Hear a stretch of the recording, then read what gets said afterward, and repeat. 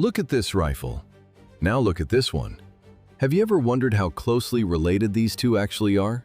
Most people picture the Wehrmacht as a wall of sleek MP-40 submachine guns. They see propaganda reels of paratroopers clutching the futuristic FG-42 or the semi-automatic G-43. This was the image Berlin sold to the world. The reality was much filthier. How did the average German infantryman actually go into battle? He didn't carry a miracle weapon, he carried a relic. Imagine a soldier pressed into the freezing mud. He tries to cycle the bolt of his Kar 98K. The heavy steel handle is slick with rain and jammed with grit. It sticks. He has to hammer it open with his palm just to fire one more shot. The numbers don't lie. While the world stared at the high-tech MG-34 and the Hitlers saw MG-42, the factories were drowning in old tech. Production of the fancy stuff reached only a few 100,000. 14 million. That is how many bolt-action Kar 98K rifles Germany pumped out. That was enough to put a manual action weapon into the hands of every single adult male in the country. The squad's lethality rested entirely on the machine gun crews. But you don't clear a cramped basement with a tripod-mounted MG-34. You don't storm a house with a heavy belt-fed weapon that costs a fortune to build. In the ruins of Stalingrad and the tight streets of the East, the bolt action was a death sentence. For every modern assault rifle in the field, there were nearly 50 old-fashioned wooden stocks. While propaganda cameras captured polished footage of the old guard, German engineers in 1938 were busy destroying the past. They started with the brass. They took the standard 57mm Mauser casing and literally sawed it down. Imagine the visual. A massive, heavy rifle shell next to this new 33mm stub. It looked like a mistake, like a defective offcut. But this Kurz, or short cartridge, was the missing link. In 1941, the 7.92 by 33 was officially adopted. It wasn't a pistol round. It wasn't a sniper's round. It was something entirely new. The math changed the feeling of the war. At 700 meters per second, the bullet flew slower than the old full-power rounds, but it remained lethal and flat up to 500 meters. That covers almost every real engagement on the Eastern Front. For the soldier, the physics translated into mercy. The violent, bone-bruising kick of the bolt-action rifle disappeared. A man could finally hold a weapon to his shoulder and dump a full magazine without losing control. Shoulder-fired automatic fire became a reality. This short 7.92 cartridge solved the main problem of urban slaughter that generals had stubbornly ignored for decades. Why did the infantry wait for this round so desperately? Because their grandfathers' rifles had become a deadly burden. The math of the Great War was broken. A standard Mauser bolt action was built to kill at 1,000 meters. In the ruins of a city, that range was a fairy tale. Statistics showed the truth. Most combat happened under 300 yards. That is roughly the length of 3 football fields. It is the absolute limit where a soldier under stress can actually hit a target. The old 8x57 Mauser round was overkill. Imagine a squad clearing a destroyed kitchen. The long barrel of a Carabiner 98K snags on the doorframe. The soldier pivots, he fires. Inside a cramped concrete room, the muzzle flash is blinding. The roar is deafening. One shot. Then he has to work the bolt. In that second, he is dead. Submachine guns weren't the answer either. A pistol-caliber bullet loses its teeth after 50 yards. It bounces off brick walls across the street while the enemy sits safely in the next courtyard. The power gap was a trap. One man saw this coming 20 years early. In 1918, Captain Hermann Petterit submitted a formal report. He argued that full-power rifle rounds were a waste of steel and powder. He called for a shorter cartridge. He demanded a faster weapon. The high command didn't care. They had just discovered submachine guns and refused to fund another experiment. Petterit's report was filed away and forgotten in a basement for 2 decades. The generals in Berlin didn't care about Petterit's old reports. They cared about the mounting pile of broken bolt-action rifles. The army needed a hybrid. They called it the Maschinen Karabiner, a machine carbine. Why build a new gun when the old ones still fired? Because the old ones were handcrafted relics in a war of attrition. The High Command issued contracts to two rivals, Haenel and Walther. The goal was a select-fire weapon built around the new intermediate cartridge. But there was a problem in the bunker. Adolf Hitler hated the idea of a shorter bullet. He saw it as a sign of weakness, not progress. Development slowed to a crawl. The project lacked urgency. Bureaucrats dragged their feet to avoid the Fuhrer's temper. By 1942, two prototypes emerged, the MKB-42W and the MKB-42H. Hugo Schmeisser designed the Model H. He placed a gas piston above the barrel. It used a tilting bolt. It was complex. It was mechanical. Originally, Schmeisser made it fire from an open bolt for cooling, switching to a closed bolt for accuracy. The Walther Model W was different. It used an annular gas piston that wrapped around the barrel. Both guns looked like the future. The real revolution wasn't the gas system, it was the material. Germany was running out of master machinists. Skilled freeners were dying in the mud or sitting in air raid shelters. The new rifles were made of stamped steel, not carved from solid blocks, not polished by hand. They were pressed into shape by machines. It was cheap, it was fast. It was a gesture of economic desperation. Both models used a curved 30-round box magazine. They were crude, heavy, and ready for the slaughter. The first crates of prototypes were nailed shut and marked for the East. In late 1942, the weapons reached the hands of frontline units on the Eastern Front. In 1943, the German army had a revolutionary secret weapon. Their biggest problem wasn't the Soviets, it was the need to hide it from Adolf Hitler. The Fuhrer was obsessed. He believed full-powered rifles and the MP-40 submachine gun were enough to win the war. He flatly banned the development of new rifles using shortened rounds. To Hitler, anything less than a full Mauser cartridge was a waste of steel.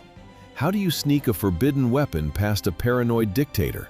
You give it the most boring bureaucratic name possible. The German Ordnance Department got creative. They scrubbed the word rifle from the blueprints. They labeled the project Maschinenpistole 43. To Hitler, it looked like just another submachine gun update. To the generals, it was a gamble that could end at a firing squad. By 1944, this fake submachine gun would become the centerpiece of Goebbels' propaganda machine. The lie held until a high-ranking general slipped up. During a briefing, he praised the superior new weapon being tested on the front. Hitler froze. He hadn't authorized a new weapon. He demanded a demonstration immediately. Hitler stood on the range. He gripped the MP-43. He pulled the trigger.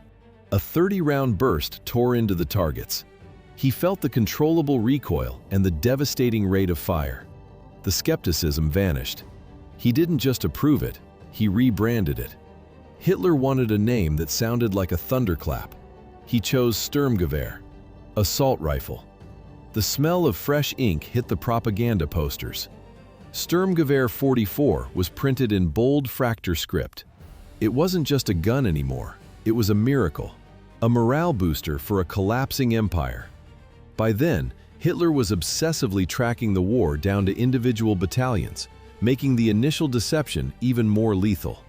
The truth came out because a general asked for more rifles during a face-to-face meeting with Hitler. The reason generals risked the noose to deceive Hitler rotted in the frozen trenches of the Eastern Front. 1942. The Soviet winter didn't just kill men, it killed machinery. German soldiers huddled in the mud, clutching bolt-action rifles from a different century. They needed a miracle. They got prototypes. The High Command shipped two experimental designs to select frontline units, Model H from Haenel and Model W from Walther. Soldiers put them to work immediately. They didn't care about the branding, they cared about staying alive. Very quickly, Model H took the lead. It was a tank in the form of a rifle, robust, reliable, hard to break. The feedback from the trenches was unanimous. The men loved the firepower. They could flip a switch from single shots to full auto. They finally outgunned the Soviet submachine guns at distances where the old MP-40 was useless. But the Eastern Front is a graveyard of fine mechanics. Fine grit and freezing slush jammed the actions. The soldiers demanded one specific change: a fully closed bolt system. The metallic clatter of the bolt slamming shut had to be absolute. No gaps, no mud. A closed bolt meant the internals stayed clean, and the first shot stayed precise. Engineers didn't choose between the two rivals. They stripped them both down. They took the rugged soul of the Haenel and the refined mechanics of the Walther. They fused them. The result was a hybrid that defied categorization. In 1943, this mechanical Frankenstein officially entered mass production as the Machine and Pistol 43. 3 to 4 assault rifles for the price of one old bolt action. How do you arm an army when your factories are burning? You stop carving wood and start stamping cold steel. The underground MP-43 finally shed its disguise. By the time it officially became the STG-44, German industry was already turning into rubble. Steel production collapsed under Allied carpet bombings. Costly milling was dead. Cheap stamping was the only way forward. Imagine a factory floor in late 1944. The building shakes from distant explosions. A worker slams a heavy press down onto a thin, low-grade sheet of metal. This isn't a masterpiece of gunsmithing. It's a shell. The receiver is punched out in seconds, ready to be pinned together. The soldier feels it in the cold. A rough, stamped metal charging handle sits on the left side. His frozen palm grips it. He clears a jam with his left hand, while his right finger never leaves the trigger. It was built for speed, not comfort. The Kar-98 was a relic of a lost era. The STG-44 was a machine of desperation. It carried a 30-round magazine. It spat out 500 to 600 rounds per minute. Controllable, brutal. Production lines stripped away everything non-essential. They ripped off the grenade launcher mounts. They scrapped the scopes. Even the bayonet lug disappeared to save a few minutes of labor. Every second counted. Every gram of raw material was a victory against the inevitable. It wasn't a lightweight miracle. It was a heavy, metallic anchor for a sinking Reich. The finished rifle weighed exactly 5 kilograms. The 30-round magazine was no shield against the nightmare of urban ruins. In the rubble of Stalingrad, a German infantryman's life was measured in days. Every corner held a Soviet submachine gun. Every window hid a sniper. Death came the moment a soldier peeked around a wall. To survive, they tried to bend the laws of physics. They called it the Krummlauf. It was a curved barrel attachment for the STG-44. The goal was simple: fire from cover without exposing a single inch of flesh. Theory: safe shooting from behind a wall. Reality: the bullet hits the curve and begins to disintegrate. The engineers forced lead to turn at 30, 45, and even 90 degrees. At 30 degrees, the infantry variant actually worked. A soldier used a periscope sight to aim. He could hit a man-sized target at 100 meters. But the friction was suicidal. The pressure of the gases and the impact of the lead tore the metal apart from the inside. A standard barrel lasted thousands of rounds. The Krummlauf cracked after only 300. At steeper angles, the weapon became a self-destructing toy. At 90 degrees, the bullet didn't turn, it shattered. Instead of a lethal rifle round, a cloud of jagged fragments sprayed out of the muzzle. The Sturmgewehr ceased to be a precision instrument and became a desperate, short-range shotgun. Scientists tried to conquer the darkness with the Zielgerät 1229, while the Krummlauf was shredding bullets into dust on the streets. It was a vision of the future. It was also a physical curse for the men forced to carry it. What could be worse than a night battle? The necessity of hauling 30 pounds of batteries on your spine just to see the enemy. Thick black cables snaked across the frozen chest of a German infantryman.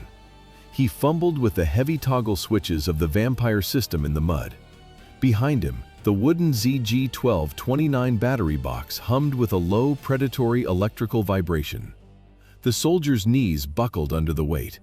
A standard infantryman already carried 25 kilograms of gear. Adding another 13 kilograms of primitive electronics to a starving, exhausted man was pure physical torture. The technology was decades ahead of its time. An active infrared spotlight sat atop the rifle, paired with a massive sensor. It could burn through the pitch-black void. It identified human targets at 70 to 200 meters. In early 1945, small groups of these night hunters moved through the shadows of the Eastern Front. They were ghosts with glowing eyes. But the miracle weapon arrived too late to stop the collapse. The high-voltage packs leaked, the lamps broke, and the weight turned elite snipers into pack mules. They only built 300 units. Post-war victors were obsessed with one goal: merging the best killing tools into a single, perfect weapon. The Soviets studied the battlefield ruins with particular hunger. They didn't just want a new rifle, they wanted a new way to kill. How do you build the ultimate murder weapon? You start with the heart of the machine, the cartridge.